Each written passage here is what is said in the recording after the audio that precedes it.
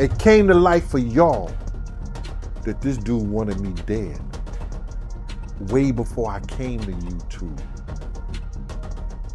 I'm not the type of dude that you can come up on like Bro, this. listen, we out here to What get kind of content. content You're you not want? gonna tell me what to do. You can't come up on me. Bro, listen. If you come up on me, I'm gonna knock you the f out. That's what I say. You gonna That's do what what? I say. That's what I say. Bro. That's what I say. No, bro.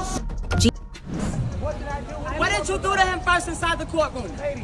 What did you do to Mr. Gene Deal inside the courtroom right before my eyes? And why did I have to get in your face like this and tell you to step back from him? Why did I have to stand in front of Mr. Deal behind me and tell you to back up off of him? Because it was two men handling business. And then what happened? But what happened? That's for me to know. But what did you do? So why are you not telling the truth? My name is Candor. I'm transparent. I'm true. Candor. But you didn't have the same energy with him when he came outside either. When he came outside, he left. Man, yo. get out of here. He left. He left, yo. What are you talking? Gene Deal has been catching heat from Diddy's loyal fans ever since he decided to speak out. The hate isn't just online, it's personal. Every time he drops another truth bomb, there's a wave of people trying to shut him down, calling him bitter, jealous, or just straight up lying. But Gene says he's telling it exactly how it went down, no sugarcoating. This time, the backlash hit hard. After recent comments, Diddy's supporters came at him in full force, flooding his socials, throwing shade, and even trying to intimidate him. And to make it worse, this isn't the first time something like this has happened. In Gene's eyes, it's clear. Whenever you speak against Puff, you're gonna have to deal with the storm that follows. And right now, Gene's standing in the middle of it.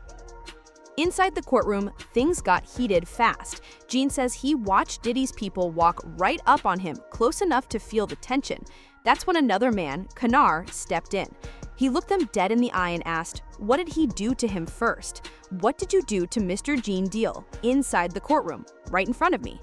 Kanar says he had no choice but to put himself between them, telling them to back up. It was two men handling business, and you were crossing the line, he recalled. But even after that, the air was thick with hostility. The way Gene tells it, this wasn't just a random moment. This was intimidation playing out in real time in a place where it never should have happened. And it left everyone wondering, if this is how bold they are in court, what happens outside those walls? Gene claims this isn't just about a single courtroom run-in, it's part of a long history. According to him, Diddy has sent people his way before, whether to intimidate or straight up silence him. It's the same playbook every time. Apply pressure, create fear, and hope the other person shuts up. He says the order doesn't always come directly from Puff's mouth, it's passed through certain people who handle business for him. But the effect is the same. A message gets sent loud and clear. For Gene, these moments bring back memories of past encounters, times when he says Diddy's presence loomed even without him being in the room. And now seeing it happen again, Gene believes it's proof that Puff's not ready to let old grudges die. Gene isn't the only one who's been in Puff's crosshairs. Cat Williams, never shy about calling out the industry, has stepped in to publicly back Gene. Cat says he's seen the same tactics used before, where people suddenly face problems after speaking up. Both men point to past situations where Diddy's circle allegedly moved on people in ways that sent a clear warning. It's not always fists or violence. Sometimes it's making sure you get blacklisted. Sometimes it's shadowy encounters that leave you feeling watched. For Gene, Cat's support isn't just friendship. It's proof that he's not imagining things. Others have lived it too. And when the stories start lining up from different people, you can't help but wonder how many more are keeping quiet because they don't want that same pressure coming their way. Gene and Kat say this isn't just their fight. It's a pattern that's touched plenty of other people. They point to Tissa, who allegedly faced heavy pressure after falling out with Puff. Then there's Jamie Foxx, whose recent health scare has fueled speculation in the rumor mill about whether certain people wanted him silenced. Keefe D's name comes up too, someone with his own deep ties to hip-hop history, now caught in legal trouble that some claim might be connected to bigger industry moves. And Big Homie CC? He's been vocal about the politics behind the scenes, claiming there's a quiet system that rewards loyalty to Puff and punishes anyone who steps out of line. To Gene, these names aren't random. They're proof of a wider web. A network where if you cross the wrong person, you might find yourself dealing with heat from all directions, even if it never gets traced back on paper. When court was over, Gene thought the tension might cool down, but as soon as they stepped outside, things got even more uncomfortable. He says Diddy's people were still hovering, watching him closely, like they were waiting for the right moment to make a move. Kanar remembers it clearly. He says he noticed the same faces lingering nearby, and while they didn't lay hands on Gene, their presence was loud enough. They didn't have that same energy inside, but once we were outside, it was a different story, Kanar pointed out. To Gene, it felt like a silent warning. No shouting, no pushing, just a lingering stare that said everything without a word. And for someone who's seen the darker side of this industry, that kind of quiet can sometimes be more threatening than an outright confrontation. For Gene, this whole ordeal wasn't just a personal run-in. It was a glimpse into the shadow play that runs the industry. He says there's an unspoken rule. If you're in, you're protected. If you speak out, you're on your own. Loyalty is rewarded, silence is valued, and stepping out of line comes with consequences that rarely leave a paper trail. And Cat Williams echoes that sentiment, warning that fear has kept too many mouths shut. The way they see it, people aren't just scared of losing money, they're scared of losing their place in the machine entirely.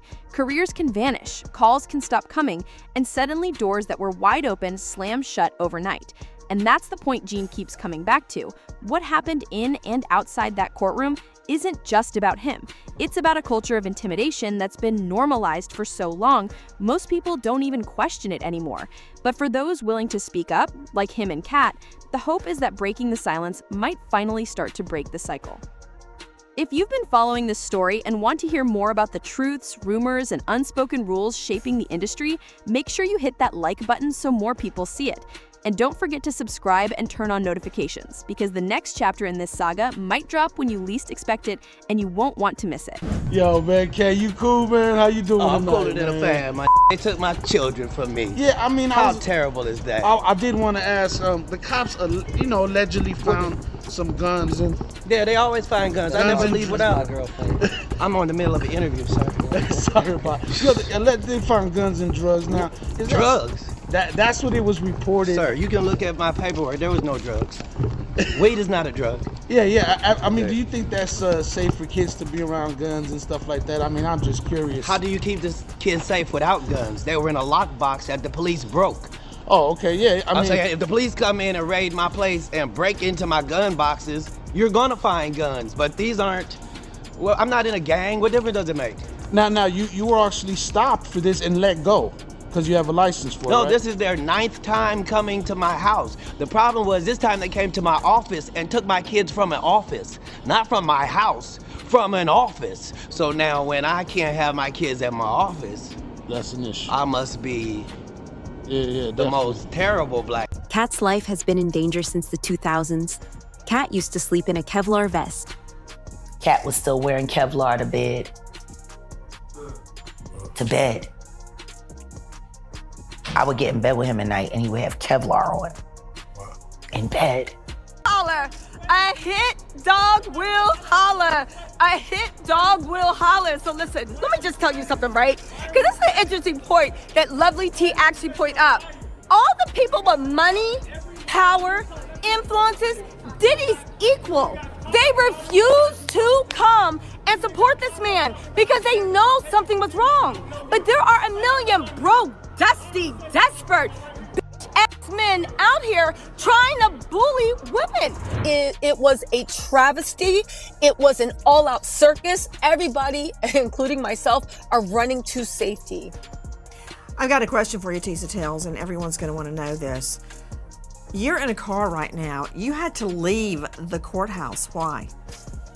I had to leave the courthouse because Diddy's supporters were out of control. The first time I ran and did my live, of course, I had 2 armed security guys. Everyone told me, the people in the courthouse is like, make sure you have security. There's a lot of weird stuff going on. It wasn't just me, but I'll tell you what I experienced. Diddy's supporters surrounding me, threatening me, saying that they were going to hurt me. It was a serious situation. It got so bad and there was so much chaos and violence that they actually had to lock the courtroom down and force the Diddy supporters across the street. It was something myself, the news media, mainstream media, new media have never seen in their lives. The level, and again, the jurors, I hope to God they know how to sleep at night. Because again, I'm sure they did their duty. But when all that chaos was happening, as I was being threatened and ushered out by armed security people, I thought, this is what the jury did. They sent a signal that it is okay to use violence. It's okay. What happens with exposures? You make yourself vulnerable to all kinds of attacks, seen and unseen. What happened to my friend? When he passed away, there was $250,000 on my head and $150,000 on his. But what if I had decided to go back with my head held low and said, Sean, I'm willing to play the game, and then found a way to get inside of him and move him around? This sounds familiar. You know, along this path, I've been poisoned 3 times. My toxicology report showed cyanide, and you know, cyanide metabolizes into pneumonia in your body. So I've had pneumonia on 3 occasions. You know, and these problems didn't start for me until I started to speak out about people like this. You know, it's been a hard time to line up this interview because the last time I was scheduled to be in this interview, randomly, our car gets hit from the side by a blacked out vehicle. No license plate. That's happened 3 times this month so far. Really? Somebody didn't want me to do this interview. Yeah, somebody didn't want me to do this interview. You know, I'm somebody where I've had FBI come to my house before and tell me they found a threat against my life. So, you know, I'm well versed in this world. But, you know, I got round the clock security. One of them was sitting right here with me right now. This is a dangerous game people are playing, and it's a good feeling for me to see the justice system prevail, and some people deserve retribution. You clearly feel that Sean Combs, over the years, has made people disappear. Right. Well, Pierce, let me ask you a question. From your journalistic perspective, have you ever noticed how in this industry, people untimely meet their demise as soon as somebody else seems like they're having a problem? Have you ever seen that before? Well, there was, of course, the case of one of his other ex-girlfriends, Kim Porter, who died of pneumonia at a very young age. You just referenced your own situation with pneumonia that you believe was deliberate poisoning. Do you believe that may be what happened to her? Why are so many people coming down with pneumonia? Why is that happening to everybody? What is that about? Where have you ever seen this many cases of pneumonia associated with one situation? So, you know. There were rumors. I'm not saying. Well, I was going to mention on this that there have been rumors circulating online that Diddy may have poisoned Jamie Foxx, which caused his 2023 hospitalization. In his Netflix show, he compared Combs to the devil in revealing his near-death experience after a brain bleed and stroke. He said, I say this all the time, I saw the tunnel, I didn't see the light. It was hot in that tunnel. Have I gone to the wrong place? I looked at the end of a tunnel and I thought I saw the devil saying, come on, or was that Puffy? Gene says the system doesn't always come at you head on. It's not always fists in an alley or a shouting match in front of cameras. Sometimes it's subtler, an event you're suddenly uninvited from, a call from a friend telling you to lay low, or a whisper campaign that leaves people questioning whether they should work with you. Kat points out that this kind of control isn't random, it's calculated. A little discomfort here, a career setback there, all designed to remind you who really calls the shots. And once you've been marked, you start noticing the invisible walls closing in. That's why so many stay quiet, not because they don't have a story, but because they know the cost of telling it. Gene and Kat both agree. What really keeps this machine running isn't just the people behind the scenes, it's the media that chooses which stories get oxygen and which ones die quietly. They say certain outlets will run glowing coverage no matter what, while others suddenly go silent when something controversial happens. Kat explains that this silence can be as damaging as a hit piece. If the only version of you that reaches the public is the one carefully curated by someone else's PR team, the truth doesn't stand a chance.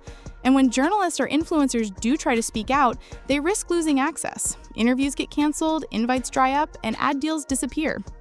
To Jean, this isn't an accident. It's a chessboard.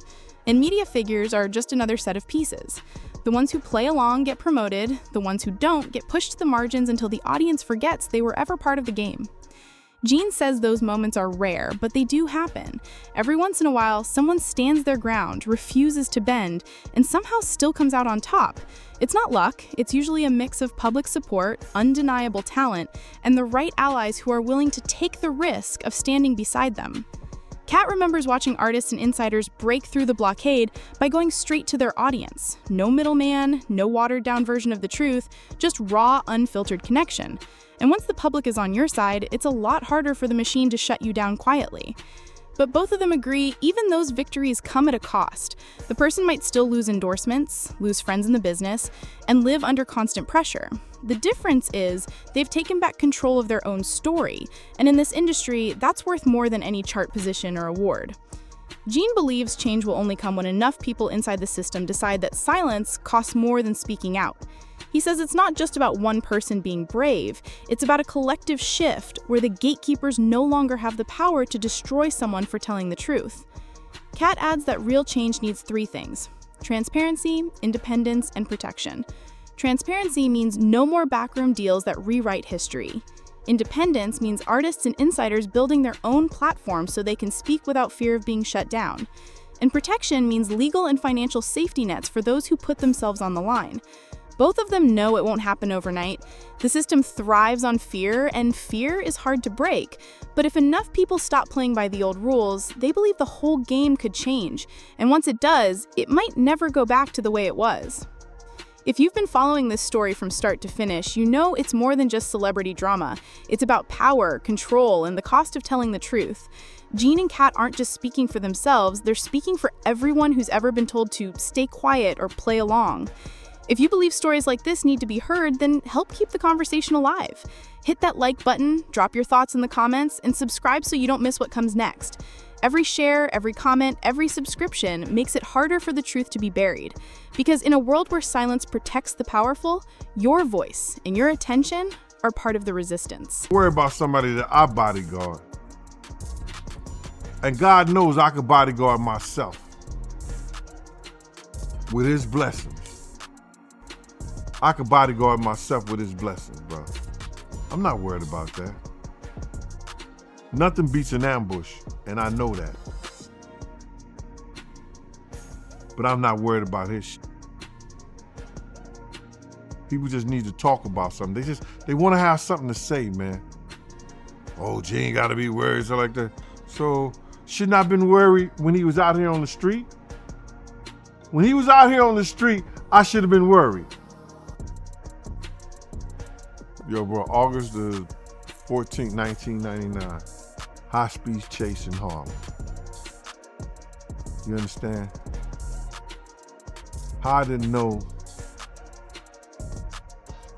that he didn't send nobody after me then. Because niggas do that shit. They'll send somebody at you. I've seen dudes that do shit and they have niggas right there in the same clique and they didn't even know he did it. So how I know those 4 guys, 5 guns to my head wasn't sitting by him. When Roger Bonds come and say later that Diddy wanted something done to Gene Deal. How I know? That Diddy tried to silence you or tried to get you to stop talking about him. This is relayed to me by Kirk Burrows. This guy is like this with Diddy. You seen him on Drink Champs with him. You see him walking the streets in Miami with him, the whole 9 yards. So I'm saying to him, what does he want to talk to me for? He ain't got enough to say, he ain't got nothing to say to me. He said, yo, Gene, he said enough is enough. You know what I'm saying? Enough is enough to what? And I told Kirk Burrows, yo, if he want to, I said, he don't want to talk to me for himself. He wants to talk to me for Diddy. And I ain't got nothing to say to him. He ain't said enough to Wolf's mother when he cursed her out and told her all kinds of shit. Did he say enough to Big's mother? What do you mean enough is enough? And that's how that conversation went. How did you feel about it after you were done? I felt that, like, cause they must have got at Kirk Burrows, cause Kirk called me with the bullshit. Yo, you gotta fix that. You know this, man. God, excuse me. Listen here, bro. I don't care nothing about none of these industry cats and what they do and how they do it. That's their business. You understand? I don't tell a man how to screw his wife and how to spend his money. You don't tell me what I gotta do with my time. Point blank. Do you feel like at some point Diddy could try to come after you or do something, you know, being that he's went after a lot of people, he's did a lot of stuff. Diddy ordered a hit on the people exposing him, and that's why people were calling Gene Deal and warning him.